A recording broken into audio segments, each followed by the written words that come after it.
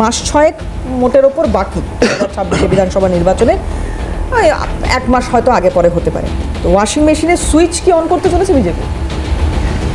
দেখুন, চেনাব নদীর উপর যখন মাননীয় প্রধানমন্ত্রী গিয়ে ব্রিজ উদ্বোধন করেছিলেন, তখনও একই কথা উঠেছিল যে নির্বাচন আছে কি নেই। না, সেখানে নির্বাচন ছিল না, তাও ব্রিজটা তৈরি হয়েছিল, তার উদ্বোধন খুব বর্ণাঢ্যভাবে হয়েছিল।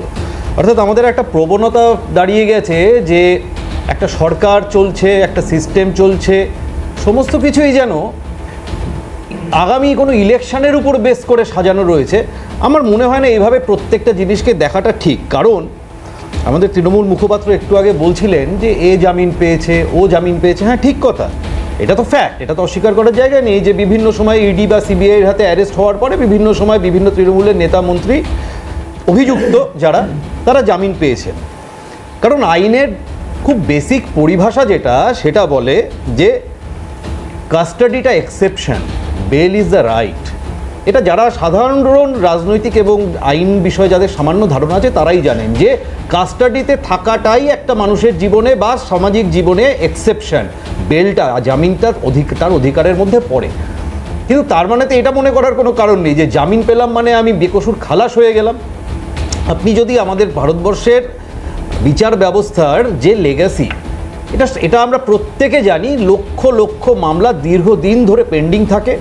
তার কারণ এখানে আমাদের যে ট্রায়াল, যে পদ্ধতির মধ্যে দিয়ে ট্রায়াল হয়, যে পদ্ধতির মধ্যে দিয়ে সত্যকে সামনে তুলে আনা হয়, সাক্ষীর এক্সামিনেশন, তার ক্রস এক্সামিনেশন, কোর্টের বিভিন্ন কোয়ারি, এটা সময় সাপেক্ষ ব্যাপার।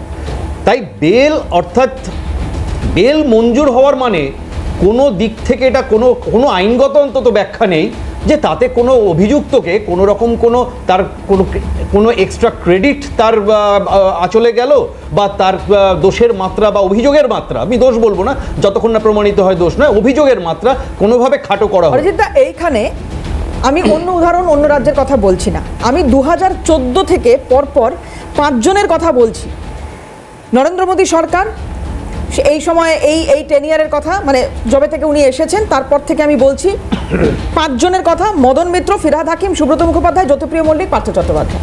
আমি 5 জনের কথা বলছি যারা 2014 থেকে এই 2022 এর মধ্যে তারা গ্রেপ্তার হয়েছেন, জেলে থেকেছেন, পরবর্তী ক্ষেত্রে জামিন পেয়ে গিয়েছেন কেউ কেউ, ইত্যাদি ইত্যাদি।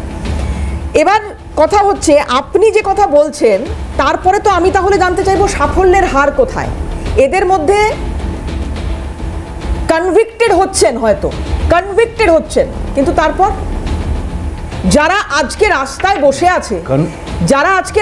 বসে আছে এসএসসির এই যে যারা চাকরি প্রার্থীরা, তারা তো জানতে চাইছে, তারা তো বুঝতে চাইছে যে আজকে সিবিআই হোক, ইডি হোক, যে যাই করুক না কেন, আলটিমেটলি কারা বা কে শিকড়টা জানে, শিকড়ে কে?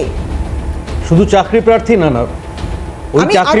আমি এসএসসির কথাই শুধু বলছি। হ্যাঁ, আমি তার কথাই বলছি যে শুধু চাকরি প্রার্থী বা যারা যোগ্য হওয়া সত্ত্বেও এই সরকারের দুর্নীতির মহিমায় যাদের চাকরি গেছে, যাদের পেটের ভাতটা গেছে, যাদের সংসারটা ভেসে গেছে, তাদের পাশে দাঁড়িয়ে করুণাময়ী হোক, শিয়ালদা হোক বা বেগবাগান হোক, ভারতীয় জনতা পার্টির নেতৃত্ব প্রত্যেকটা জায়গায় উপস্থিত থেকে সমস্যারে বলেছে, শুধু ওনারা নন, আমরাও জানতে চাই কারা কারা এই দুর্নীতির মধ্যে রয়েছে, কারা কারা এটাকে অপারেট করেছে, কারা কারা এর সুবিধাভোগী, এটা আমরাও জানতে চাই। এটা আমাদের দাবি। প্রথমেই বলে নিই যে আমি ভারতীয় জনতা পার্টির মুখপাত্র, সিবিআই বা ইডির স্পোক্সপারসন আমি নই।